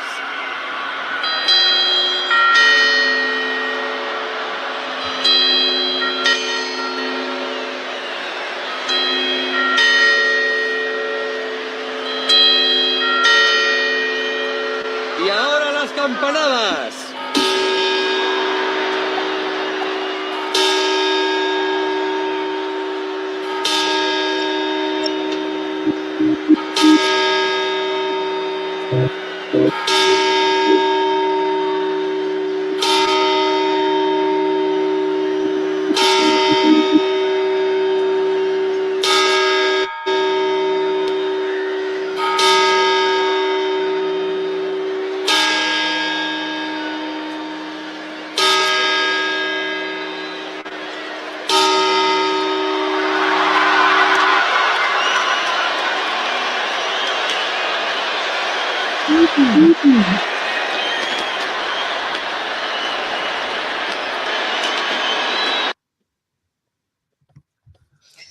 Well, Thank you. very nice, custom. I finished with that. Oh, okay. There's another one. Yes, the last slide is is our gastronomy. You know it quite well. Doesn't need to. Then you know here we have a lot of Spanish restaurants: paella, tortilla de patata, wines, cuisine. There is a broad variety for every taste. So Really, there is no problem with halal tourism. We increase to have restaurants halal, but there's so variety of our gastronomy that everybody can choose. I mean, from food, from the vegetables, rice, paella, repeat, fruit, fishes, seafood. Absolutely, there is no problem on eating, and in some parts of the country, the halal specific halal restaurants are increasing. Uh, there is three there is three ways, and I will finish with that. There are three ways to enjoy the Spanish cuisine. The first one is a normal restaurant with a menu. I mean, three courses. I mean, first dish, second dish, and dessert.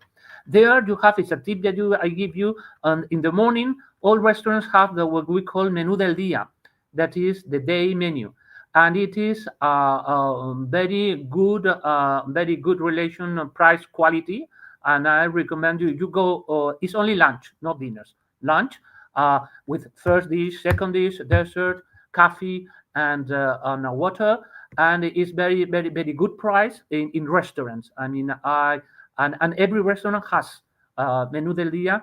And I repeat, lunch. Of course, you can have lunch a la carte, but for lunch, I recommend you very much as a tip to have the menu del día. The second way is rations. Here is, for instance, rations. That is for informal eating, when you go with friends or when you go with a group of people, and you don't like, you are not tired to go to a restaurant or a official restaurant. You can do it with raciones, portions, at a very good in order to share. Very good. You can work and you can eat every time. I could put here some examples: tortilla patata, pulpo, octopus, patatas bravas, spicy, spicy potatoes. Spicy is for us spicy, but perhaps for you that you are very used to spice food, it's not so spicy, but spicy. Gambas al ajillo, calamari. I mean, this is a kind of portions that you can find. There are many more of them that you can find in any restaurant, on any bar, and in any terrace in Spain. And the last one, the third one, is tapas or pinchos. That is a type of when you are individually or even group, but individually you can lunch or dinner with tapas.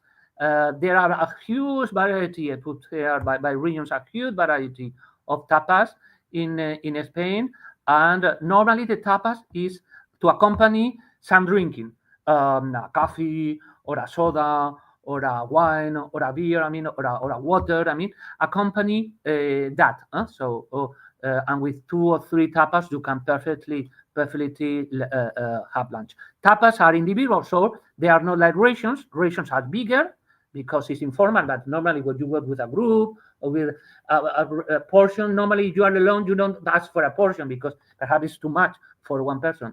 But tapas is for individual. I mean, and so that is very good because you can share tapas. I mean, if you are 4 or 5, each of you can choose a tapa, and you can experience different ways of food. So that is what I wanted to explain to you. Only of eating, just think that our eating, we are very well known in Europe for having very late eating habits. We take breakfast very late, all of them. We take breakfast. Breakfast is more or less the same like here, or same like the rest of Europe, from 7:30, 8 until even 9:30, even 10. You can have breakfast. Lunch is later. Lunch, we begin having lunch 1:30, 1 at the earliest, 1 at the earliest up to 3 or 4 p.m. Very long time to have lunch. And dinner is very late too. Dinner, we begin having dinner not before 8:30. 8:30 to 10, 10:30. In weekends, Saturday and Sunday, and in big cities, you can extend the dinner time to even midnight or even longer. But it's important, these lunching times, because you cannot for even lunch at 11. Nobody will serve you lunch at 11. Or you cannot dine at 7, nobody will serve you dinner at 7. You can take rations, you can take portions, but you cannot have a menu, of lunch or dinner out of these timing habits. Finally, as far as visa is concerned, you know that Malaysians do not need Schengen visa to go to Spain. So for a period of 90 for the stays of 90 days per semester. So you don't need to have visa for long term. Yes, you have you need a visa for studies or for long stays or for working. That's a different kind of purposes of stays, and so you need a visa. So here in the embassy, we deal with that very easily and no problem with the different documents and that you must prove for that. But as far as tourism concerned, is not need or visa. We recommend to have a return ticket to go to Europe or to go to Spain in case in the border they can ask you if you have a ticket to return home, and no more. So it's very easy to go to make tourism in Spain. So thank you very much. Terima kasih. I don't know if we have time for questions. I at your disposal, absolutely. And thank you very much, Terima kasih again for this opportunity that you gave us to explain a bit of Spain. That we are geographically far. We are by heart we are close, but geographically we are far. And this opportunity for me to extend and to expose and I come back to why to the answer of why visiting Spain. It has been a great honor, and I thank you again the opportunity that you gave us. Thank you very much. Terima kasih. Thank you, His Excellency, for that truly captivating overview. As someone who has led the immense fortune of visiting Spain myself, actually, I can honestly say I was absolutely stunned by the sheer richness and also the diversity of the culture, from the vibrant flamenco to the awe-inspiring architecture. It's an experience that stays with you after you have left, actually. Um, right now we will open the floor to the questions. Okay, there's one questions here. Okay, His Excellency, from the students. Okay, they will ask about what are some basic Spanish phrases useful for the travelers. Maybe you can say something like basic Spanish phrases that we can use for the travelers, like thank you. Yes. Thank you. Gracias. Terima kasih. Muchas gracias. Gracias. Muchas gracias. Gracias is enough, but muchas gracias is even better. Hola. Hola. Hello. Hola. Adiós. Goodbye. Goodbye. Adios, goodbye. Yeah. Goodbye. Please, por favor, por favor, please, please, can you help me? Por favor, me puede ayudar. The numbers 1, 2, 3, 1, 2, 3. Aeropuerto, airport. ¿Dónde está el aeropuerto? Where's the airport? ¿Cómo puedo ir? How can I go to? Is Spanish words but I said to you that Spanish and Malaysians, we are very similar. You have traveled to Spain and you have witnessed that, in the sense that we are very open people. And we are very helpful. We try to help people, even if we do not understand. Because the level of English in Spain, well, it is good, but in some regions it's not so. But people is helpful. Try to help you. Okay, let's. Okay, even if we do not understand each other, but we can work together. And so very helpful. They will help you and guiding or whatever you need. Another question, His Excellency, actually was about I was attracted with the often see the dancer wearing a red dress, the dancer, the flamenco. Is there a special meaning for the color red in flamenco? Yes, very good question. Yes, flamenco is extremely complicated. extremely complicated, even for Spaniards. I mean, because flamenco is our national, so to say, dance, but it's mainly Andalusian. And so, for instance, if you go to Jerez de la Frontera, no? Where I say that there is this horse academy, the Royal Horse Academy, and there is a museum only for flamenco. And that is so complex. There are so many rhythms, so many kind of singing, so many kind of dancing, so different, so difficult, so complicated that really the experts are very rare and are in Andalusia. But it is true, everything has an explanation in flamenco. It is true that the color of the dress, for instance, red is the most usual one because it's red for us. You see our national teams of in football is the red. I mean, red is a very passionate color, and we are a very passionate country. I mean, so red is that passion. I mean, passion. Our national flower, for instance, is the oyet. I mean, the red one. I mean, no, for instance, no. I mean, is passion. Black normally is distress. Is distress, sorrow. I mean, feeling, strong feelings. Sevillanas, for instance, in the Feria de Abril in Seville, you see very colorful, different. That is nice. That is happiness. That is Sevillanas, for instance, they are very happy, but they are flamenco that is very sad. It can be very. There are very a lot of the flamenco cantejondo, for instance, that is very much influenced by Muslim chanting. I mean, flamenco has a lot of influences: Indian, Gypsies, Muslim. I mean, a lot of influences, but they can be from Sevillanas. You can say that they're very colorful, very easy. I mean, to cantejondo on the other extreme, but it's extremely expressive, extremely hard to.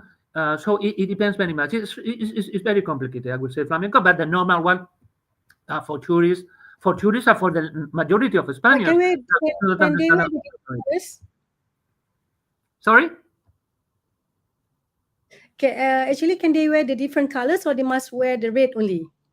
No. For the dance. Yes, the flamenco dance. Yes, for the dance, normally the complement of you have seen in many shows.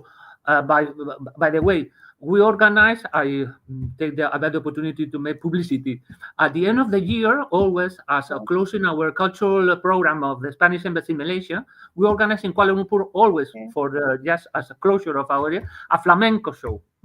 And so, if you are in Kuala Lumpur, you are absolutely invited. It's free entry, and so we will very like lovely to welcome you in November, and we make this flamenco show.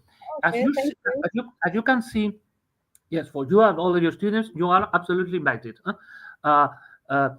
You see in the dancers and the women dancers, because there are men dancers and women dancers. I mean, women dancers.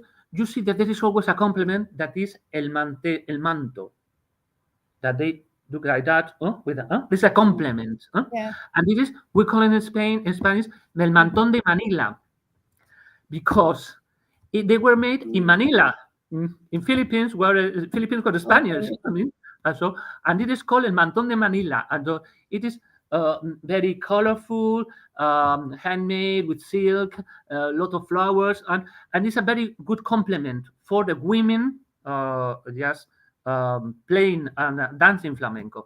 And yes, the colors are yes connected to, if you want to do, I repeat, black is for inside a more expressive flamenco, colorful and passion red, and colorful and very light with this the other kind of dresses with a lot of color, red, black, red, yellow. I mean, green. I mean, with lunars. I mean, this is different. Yes, yes, very good question. Yes, true. Okay, thank you. Right, there's another question, His Excellency. What is the best time of you to visit Spain? Actually, when is the best time to visit? Yes, I would recommend spring and autumn. I will try to avoid winter. Spring. Winter, because it depends on the areas of the country. When it's cold, it can be rainy, but spring is very nice all over Spain. Spring is very nice, and even in Andalusia, for instance, in the spring there is, and in Seville there's these orange trees that you smell. It's amazing. Spring and autumn. Summer is wonderful, but you can have a lot of hot in the southern part of the peninsula, hot, in Andalusia, very hot, in Mediterranean, very hot, in Barcelona, very hot, in Valencia, very hot and humid. In summertime, but it's great. It's great. Summertime is high season in the high season in Spain. If I would prefer, you have the opportunity. I mean, because we work, everybody works. I mean, you cannot choose to have holidays what you want. I mean, no. But if I would, if you were free, I would suggest spring and autumn. I repeat, summer is okay and winter is okay. In low seasons, you have better prices. It's true. You have better prices. Oh, okay. Higher prices, summer. Higher prices, summer. Summer. Spring, autumn, good prices, and best prices, winter. But Malaysia, they love to go to Spain maybe during winter, because in Malaysia it's actually already hot. So they are seeking for something, somewhere which is colder, you know. Okay, there's a last question, sir. Okay, from the floor, they say, how much is a comfortable budget actually for average tourist to spend in Spain? Well, I think it depends very much on the. It depends very much on the hotel or state you are. How, I mean, but I would say the 100, 120 euros, for instance, I think it's enough. I mean, you can have. I think the main you can have savings for every. But I think the most costly would be the lodging. Uh, Food you can manage very much with menus del día. You can manage. I mean, shopping is shopping is a paradise of shopping, because we have tax refund. It's another element. We have tax return refund of the TVA. The TVA in Spain is 21%, and if you before shopping, just in the shop you are, ask for if they have tax refund. Because it's 21% tax refund. That is at the end of the day, 21st means 15% of cash really refund. I mean, because the tax is already incorporated in the price. So then there is 15% real. I mean, so it depends. I would say that for museums or monuments, if you have not a big budget or that, I repeat, there are tips. The 2 last hours are free entry. So you can save a lot of money on that, because monuments or museums are not very cheap in Europe, and so you can earn a lot of money just visiting these museums of monuments the 2 last hours.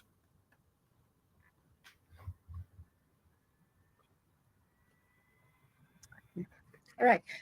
Thank you again. Thank you, His Excellency Jose Luis Pardo Curdo, for the enlightening presentation. As we approach the conclusions of today's program, I would like to express our heartfelt gratitude to all participants for your time and engagement.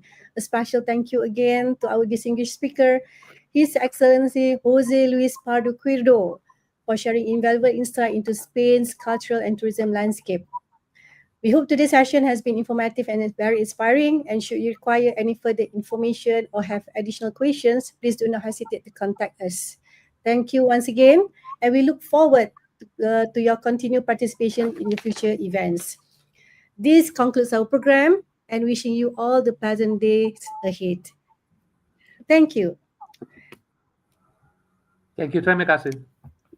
Sir Nancy, can we just take a photo? Can we just have a snap a photo with you? Of course.